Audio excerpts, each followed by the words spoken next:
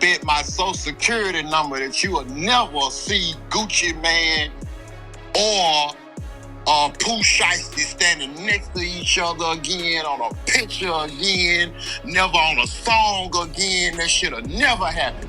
Damn, man, that's crazy. So that's stamped. The street's been talking for weeks about this whole situation, and now we finally got some answers. Gucci Mane just broke his silence on getting robbed by his own artist Pooh Shiesty, and homie, this response is not what anybody expected. We're talking about deleted posts, money being taken back, and a whole lot of disrespect that's got the hip-hop world shook. But before we get into Gucci's savage response, we gotta break down how we even got to this point. How did a mentor-student relationship turn into one of the most disrespectful betrayals in recent hip-hop history? Stay locked in because this whole situation is way deeper than y'all think, and Gucci's response just made it even more personal. Let's start with the basics, fam. Gucci Mane been a legend in this game for over 2 decades. This man helped create the whole trap music sound that runs hip-hop today. From his early mixtapes to building 1017 Records into a powerhouse, Gucci's been discovering and developing talent that goes on to dominate the charts. Now Pooh Shiesty, real name Lontrell Williams, came up in Memphis, a city that's always been known for producing some of the hardest rappers in the game. Before he ever touched a mic professionally, Pooh was already moving different in Memphis streets. His name was ringing bells for all the wrong reasons, but that street credibility would eventually become part of his rap appeal. The young Memphis rapper had that raw, unfiltered energy that reminded people of early Gucci Mane. He wasn't trying to be pretty with his bars, he was telling real stories about real situations, and that authenticity was exactly what caught Gucci's attention. But here's where it gets interesting. Pooh Shiesty wasn't some unknown kid when Gucci found him. He already had a buzz in Memphis, already had people talking about his potential. What he needed was someone with the industry connections and experience to take him to the next level. The story of how Gucci Mane discovered Pooh Shiesty is actually pretty wild. Word is that Gucci first heard about Pooh through street connections. People who knew both the music game and the street game were telling Gucci about this young cat from Memphis who had bars and credibility. When Gucci finally heard Pooh's music, he knew immediately that this was someone special. The raw talent was undeniable, but more than that, Pooh had that authentic street perspective that you can't fake or manufacture. In a game full of industry plants and manufactured personas, Pooh Shiesty was the real deal. The signing process wasn't some long, drawn-out negotiation. When Gucci wants someone on his team, he moves fast. He reached out to Pooh directly, and the conversation was straightforward. Gucci saw the potential, Pooh needed the platform, and 1017 Records needed that Memphis energy. For Pooh, signing with Gucci Mane was like hitting the lottery. He went from being a local Memphis artist to being part of one of the most respected labels in hip-hop. Gucci didn't just sign him, he took him under his wing, gave him access to top producers, and put the full weight of 1017 behind his career. The early days of their relationship seemed perfect. Gucci was the veteran mentor, Pooh was the hungry student, and together they were making music that had the streets and the industry paying attention. Nobody could have predicted how this story would end. But then life happened. Pooh Shiesty caught a federal case and ended up doing time, which put his career on pause right when it was starting to take off. Popular rapper arrested. He's accused of shooting a security guard at a South Florida gentleman's club and will remain behind bars. A judge denied bond for 21-year-old Lontrell Williams. And it lands a rapper in jail. 7 Sheldon Fox with the exclusive. Rhode Island says you're wanted with it. Mr. Williams, you were arrested for pursuant to an arrest. For most artists, this would have been the end of the story. But Gucci Mane isn't most label owners. Throughout Pooh's incarceration, Gucci kept his name alive. He would mention him in interviews, post about him on social media, and make sure people didn't forget about the young Memphis rapper. This kind of loyalty from a label boss is rare in the industry, and it showed how much Gucci believed in Pooh's potential. While Pooh was locked up, the hip-hop landscape kept evolving. New artists emerged, trends changed, and the game moved on. But Gucci made sure that when Pooh came home, he would still have a place in the industry. The anticipation for Pooh Shiesty's release was real. Fans, industry insiders, and fellow artists were all waiting to see what he would do with his second chance. Gucci had kept the door open, but it was up to Pooh to walk through it. When Pooh finally got released, Gucci was one of the first people to welcome him home publicly. The Instagram post was genuine, Gucci expressing how proud he was of his artist and how excited he was to get back to making music together. But something had changed during Pooh's time away. When he came home, instead of immediately reconnecting with Gucci and 1017, Pooh started gravitating toward Memphis connections, specifically toward Yo Gotti and CMG. Now this is where the story gets complicated. because Yo Gotti and Gucci Mane have serious history. We're talking about a beef that goes back years and involves some very personal issues. The beef between Gucci and Gotti isn't just about music. It's about respect, territory, and some very personal violations. The root of their conflict goes back to Gucci's wife, Keshia Ka'oir. Before she was Mrs. Gucci Mane, Keshia had a relationship with Yo Gotti. This happened while Gucci was incarcerated, and when he found out, it created a rift that never healed. In street culture, certain lines can't be crossed, and messing with someone's woman while they're locked up is definitely one of those lines. So when Pooh Shiesty started showing love to Yo Gotti publicly, it wasn't just about Memphis loyalty. It was about choosing sides in a conflict that had very personal implications for Gucci.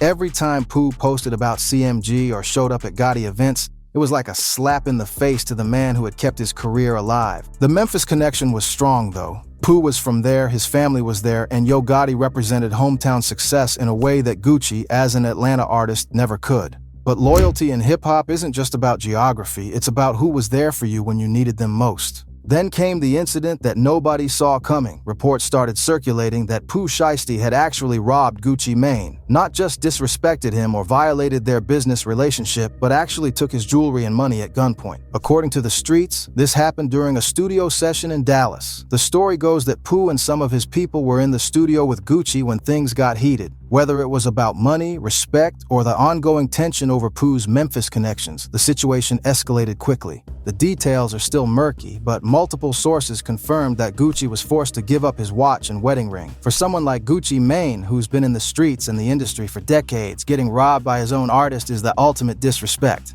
What made it even worse was that this wasn't some random street robbery. This was a calculated move by someone Gucci had trusted, someone he had invested in, someone he had treated like family. The betrayal cut deeper than just the financial loss. The fact that Pooh's people were involved made it clear that this wasn't a spur-of-the-moment decision. This was planned, which means Pooh had been thinking about violating Gucci for a while before he actually did it. For Gucci, this had to feel like the ultimate betrayal. He had kept Pooh's name alive during his incarceration, welcomed him home with open arms, and this was how he was repaid. Now here's where Gucci showed why he survived in this game for so long. Instead of responding with immediate violence or going on social media with emotional rants, Gucci made calculated moves that spoke louder than any diss track could. First, he quietly deleted the welcome home post for Pooh Shiesty. This might seem small, but in the social media age, removing that public support was a clear message. Gucci was officially distancing himself from Pooh and everything they had built together. But the real power move was financial. Sources close to the situation say that Gucci immediately moved to recoup whatever money he had given Pooh when he came home. Whether this was advance money, jewelry, or other gifts, Gucci made sure to get back what he could. This response was genius because it hit Pooh where it hurt most, his pockets and his reputation. By taking back the money and removing public support, Gucci was essentially saying that their relationship never existed. The beauty of this response is that it was legal and business-focused. Gucci didn't give his enemies any ammunition by responding emotionally or violently. He just cut off the resources and moved on like Pooh never mattered. For someone like Pooh, who was still trying to rebuild his career after prison, losing Gucci's support was devastating. The connections, the resources, the credibility that came with being a 1017 artist, all of that disappeared overnight. What this situation really highlighted was the ongoing tension between Memphis and Atlanta in hip-hop. Both cities have strong musical traditions and proud artists who rep their hometowns hard. For Pooh Shiesty, choosing Memphis over Atlanta wasn't just about geography. It was about authenticity and belonging. In Memphis, he was a hometown hero. In Atlanta, he was just another artist on Gucci's roster. Yo Gotti represented everything Pooh wanted to be, a Memphis legend who had built his own empire without compromising his city's identity. CMG was offering Pooh something that 1017 couldn't, the chance to be the face of Memphis hip-hop. But loyalty in hip-hop is supposed to transcend geography. When someone invests in you, supports you, and keeps your name alive during your darkest moments, that creates a bond that should be stronger than hometown pride. Pooh's decision to side with Memphis over loyalty showed where his priorities were. He chose immediate acceptance and hometown love over the long-term relationship that had actually sustained his career. For Gucci, this had to be particularly painful because he had genuinely believed in Pooh's potential. This wasn't just business. Gucci had seen something special in the young Memphis rapper and had invested emotionally in his success. The hip-hop industry watched this situation unfold with a mixture of shock and understanding. On one hand, robbing your mentor is unforgivable. On the other hand, the pull of hometown loyalty is something every artist understands. Other 11017 artists had to be watching this situation closely, wondering if their own loyalty would be tested. Gucci's response sent a clear message. Betray the family, and you're cut off completely. Industry veterans who had worked with both Gucci and Pooh were caught in an awkward position. Many of them understood both perspectives but couldn't publicly support what Pooh had done. The Memphis hip-hop community was divided. Some supported Pooh for choosing his city, while others felt he had handled the situation wrong. You can rep your hometown without disrespecting the people who helped you get there. Atlanta artists, predictably, sided with Gucci. The city's hip-hop community is tight-knit, and disrespecting one of their legends is disrespecting all of them. The situation also highlighted the ongoing East Coast versus South dynamics in hip-hop, with different regions having different codes about loyalty, respect, and business. In the end, both artists probably lost something in this situation. Pooh Shiesty lost a powerful mentor and industry connection.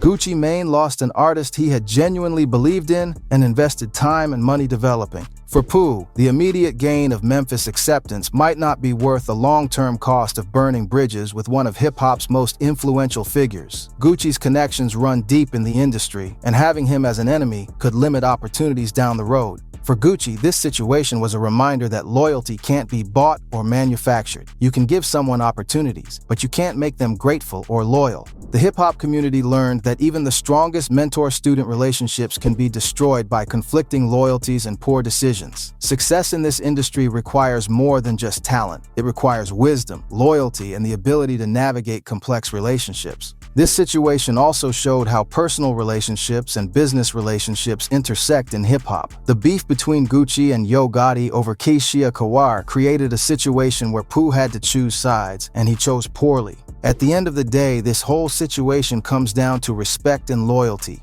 Gucci Mane had every right to feel betrayed, and his response was measured and appropriate. He didn't escalate the situation into violence, but he made sure Pooh understood the consequences of his actions. Pooh Shiesty's decision to rob his mentor will follow him for the rest of his career. In an industry built on relationships and reputation, this kind of betrayal doesn't get forgotten or forgiven easily. The real tragedy is that this situation was completely avoidable. Pooh could have maintained his Memphis connections while still respecting his relationship with Gucci. Instead, he chose the most disrespectful path possible. For fans of both artists, this situation is disappointing because it represents wasted potential. The music they could have made together, the success they could have achieved, all of that is gone because of poor decisions and conflicting loyalties. But this is hip-hop, where loyalty is everything and betrayal has consequences. Gucci Mane's response showed why he survived and thrived in this game for so long. He knows how to handle disrespect without destroying himself in the process. The saga continues, but for now, the message is clear. Don't bite the hand that feeds you, because that hand might just take back everything it ever gave you.